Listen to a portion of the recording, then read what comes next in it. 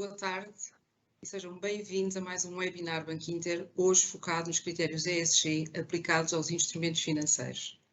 A Diretiva ESG vem definir os critérios a ter em conta por parte de empresas e emitentes financeiros que pretendam introduzir preocupação com a sustentabilidade na sua atividade e na sua relação com o mercado de capitais. Sejam ambientais, sociais ou de governança, acreditamos que estes fatores estarão cada vez mais na ordem do dia e serão ainda mais decisivos na hora de investir. Para vos falar em mais detalhe sobre este tema, convido-vos a ouvir nos próximos minutos a nossa especialista de mercado, a nossa analista financeira de mercados, Mariana Queiroz Ferro.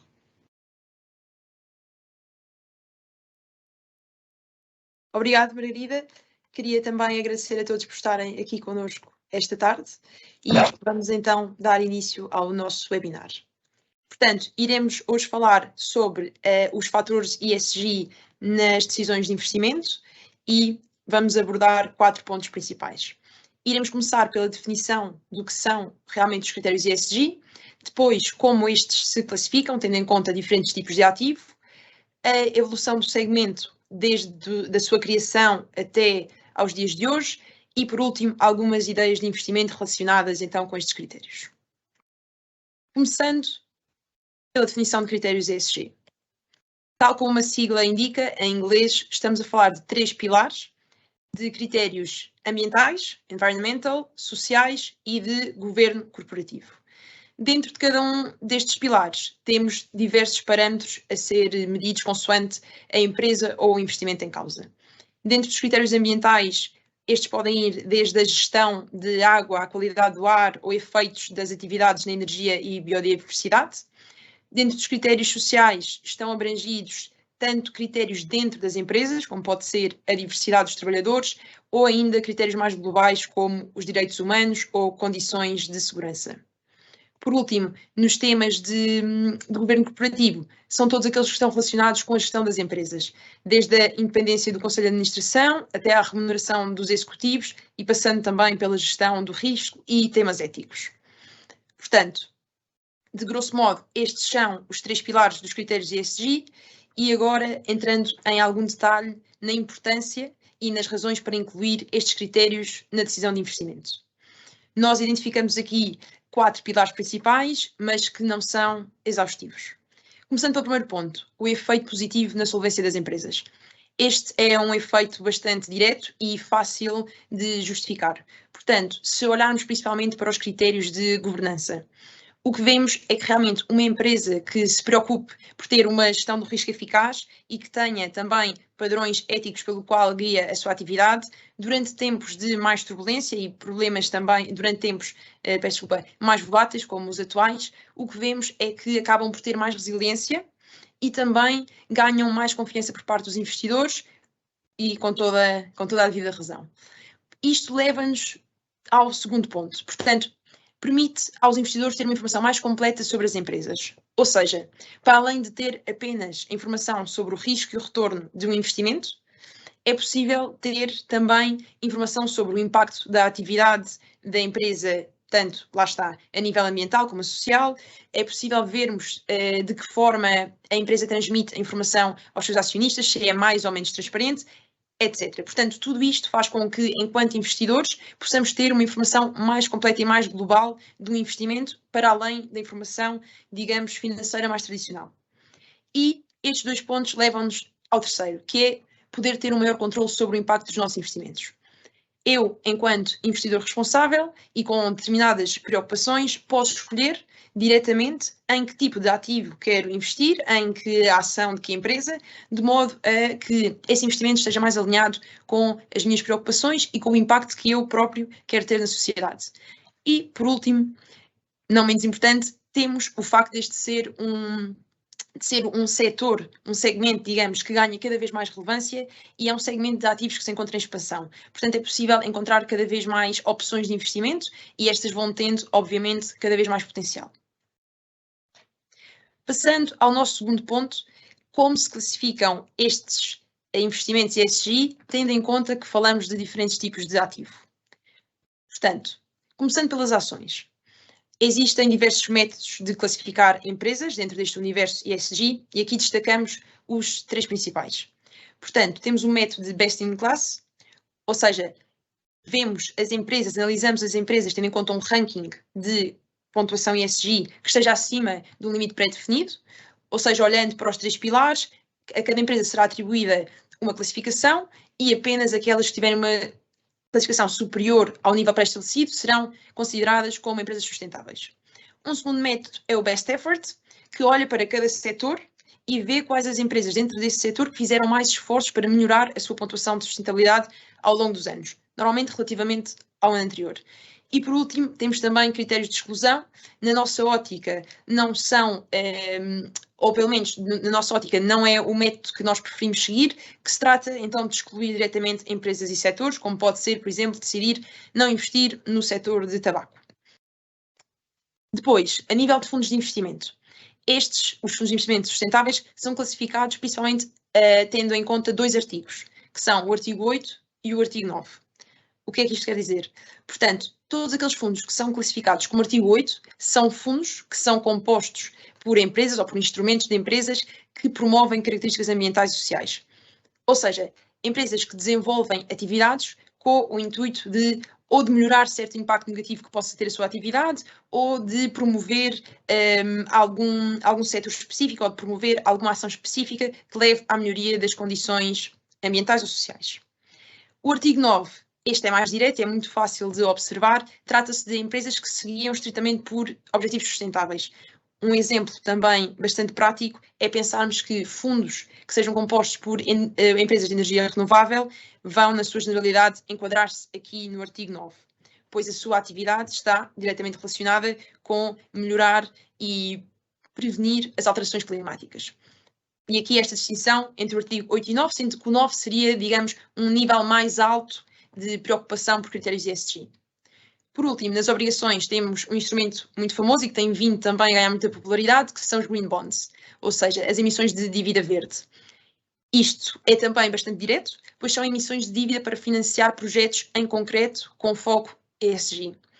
O exemplo que elegi é um exemplo também muito fácil de entender, que é, por exemplo, uma empresa que queira construir um parque solar e esteja à procura de financiamento, pode fazer uma emissão de dívida especificamente para financiar esse projeto.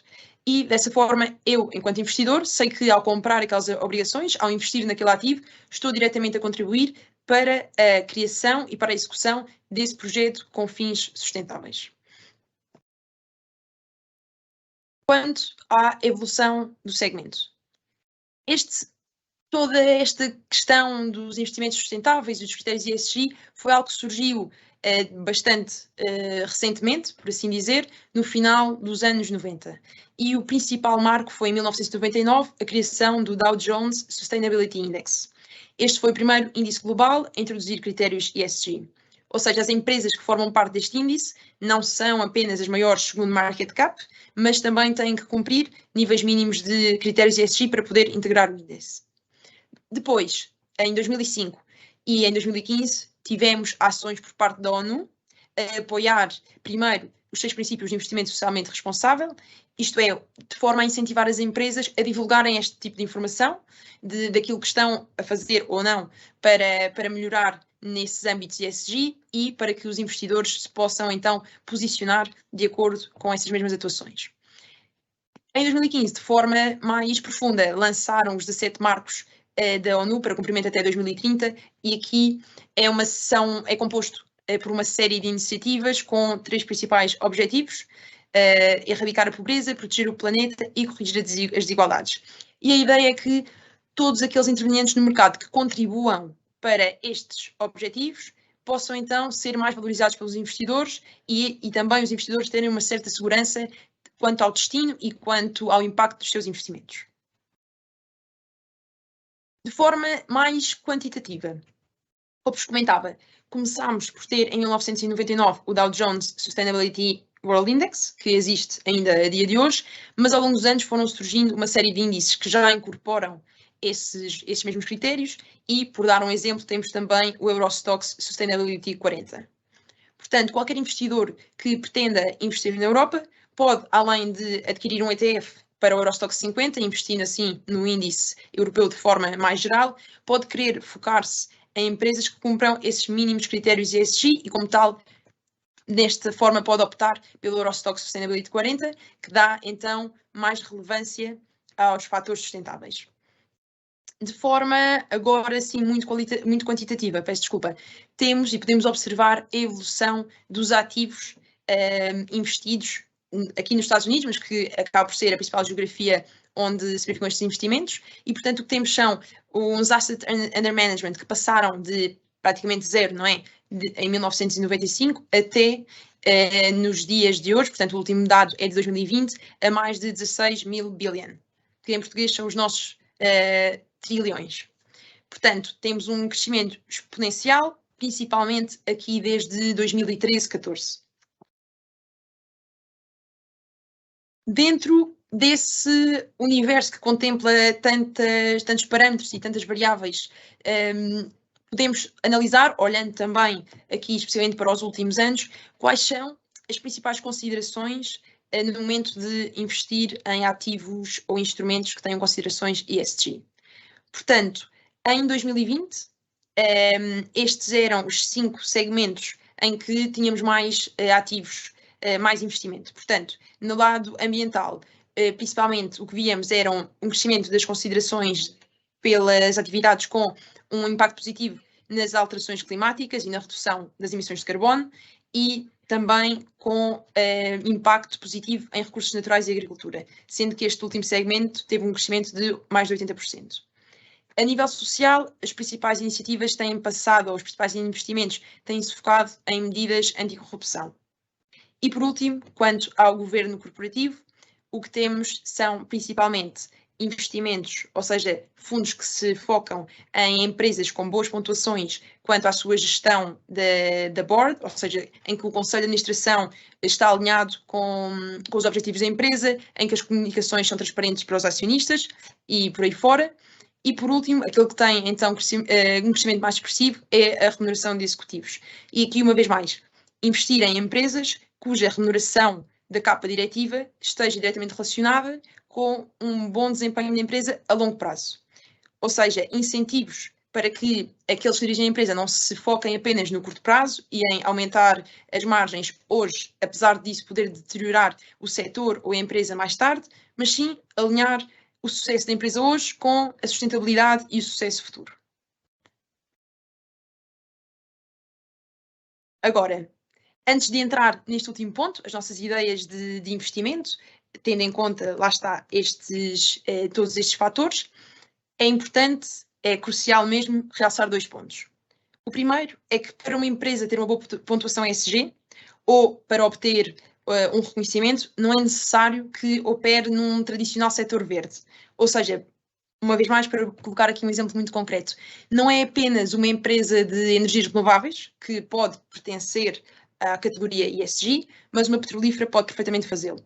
Isto porque a ideia e o conceito pelo qual nasceu este critério e também esta força por parte da ONU é reconhecer os esforços das empresas por melhorar e por se tornarem mais sustentáveis. De forma que, ao reconhecer esse valor adicional, isso faz com que haja um incentivo para todo o setor, como um conjunto, melhorar. E então o que vamos ver é que, a longo prazo, todo o setor deveria mover-se e deveria haver aqui uma competição benigna, de forma a que as empresas se tornem mais sustentáveis. Segundo, é que um investimento só por ser ESG não é naturalmente sinónimo de rentabilidade. Ou seja, temos que ter sempre em conta o contexto atual e os setores que podem ter um melhor desempenho, ou, por exemplo, num momento de maior volatilidade como aquele que vivemos atualmente, aqueles setores ou empresas que sejam mais resilientes e que possam representar oportunidades mais interessantes. Portanto, dito isto, como é que podemos, tendo em conta estes 2 pontos, identificar os melhores performances ESG dentro do mundo de ações? Lá está, aqui vamos focar muito precisamente em empresas. Como vos comentava, atualmente existem já vários índices de sustentabilidade, mas a verdade é que o Dow Jones continua a ser o padrão e conta, além disso, com uma trajetória mais completa, portanto, com um histórico mais completo. Os processos que permitem a uma empresa entrar e formar parte do Dow Jones Sustainability são muito rigorosos e, uma vez selecionadas e aqui vamos prestar particular atenção, é que as empresas podem aspirar a um destes reconhecimentos. Isto é, empresa pública, informação pública que podem encontrar no site do S&P e que se chama The Sustainability Yearbook. E vai mudando, obviamente, de ano. Os rankings de 2022 são, na verdade, relativos às pontuações que as empresas obtiveram em 2021. E estes reconhecimentos são ou o Industry Mover, ou seja, é a empresa que dentro do seu setor conseguiu melhorar mais a sua pontuação relativamente ao ano passado, ou temos 3 reconhecimentos que são medalhas.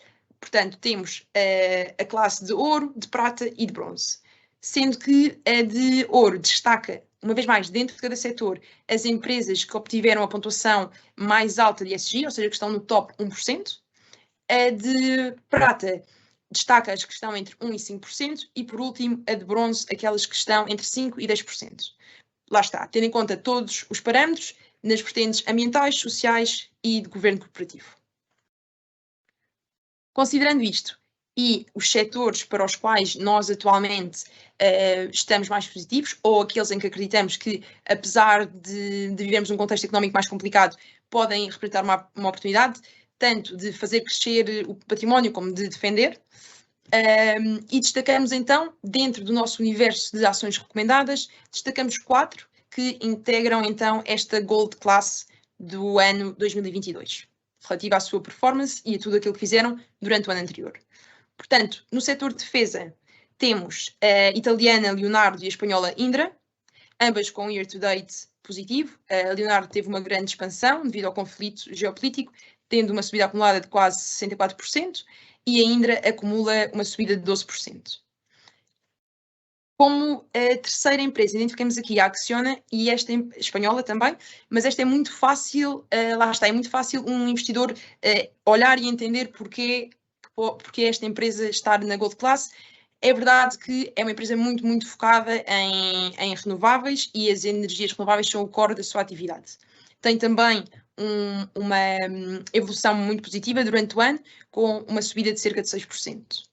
E por fim, a Galp, que, como vos comentava, inicialmente poderia parecer estranho, não é? Vemos uma petrolífera ou até mesmo vermos aqui empresas de setores que não são os tradicionais verdes, mas a verdade é que olhamos para empresas que, dentro de um setor que obviamente tem externalidades negativas, ou seja, têm impactos a nível, principalmente ambiental, que são negativos, temos que reconhecer aquelas que mais esforços fazem para reduzir esses mesmos impactos e para entrar em setores que são, digamos, melhores. Portanto, o que vemos é por parte da Galp e também de outras empresas no mesmo setor, um esforço por entrar em energias renováveis e fazer vários projetos, tanto de energias solares como eólica, ou até mesmo de redução de carbono. Portanto, são uma série de atividades que fazem com que, apesar do setor, se encontre no top 1%. E também com um performance year-to-date muito positivo, com cerca de uma acumulação de mais 34%. Portanto, em resumo, e para concluir, há todo um universo de ativos aos quais os critérios ESG podem ser aplicados e que promovem uma ação mais responsável e sustentável por parte dos intervenientes no mercado. E entrando especificamente em ações, não devemos nunca esquecer o momento e o contexto de mercado atual, e sabendo também que é possível para cada setor de interesse identificar os melhores performers ESG e usufruir dos potenciais benefícios de investir tendo em conta esses parâmetros e tendo em conta também as nossas motivações e os nossos princípios enquanto investidores.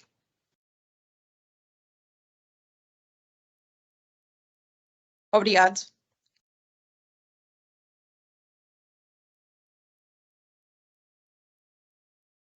Muito boa tarde.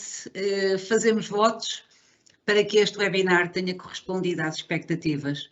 Para eventuais questões ou temas que gostassem de ver mais aprofundados, temos à disposição uma vasta, muito experiente e muito certificada equipa de gestores disponíveis para todos os esclarecimentos. Agradecemos a participação e recordamos que queremos estar próximo dos nossos clientes e contem connosco regularmente com este tipo de webinars, diariamente, a acompanhar aquilo que é a análise de mercados do Banco Inter disponível no Spotify ou no Telegram e sempre disponíveis presencialmente para vos receber, para receber os nossos clientes quando assim desejarem. Estamos e continuamos fortemente comprometidos em apoiar as famílias, as empresas e o ambiente e estamos juntos. Esteja também com o Banco Inter. Muito obrigada.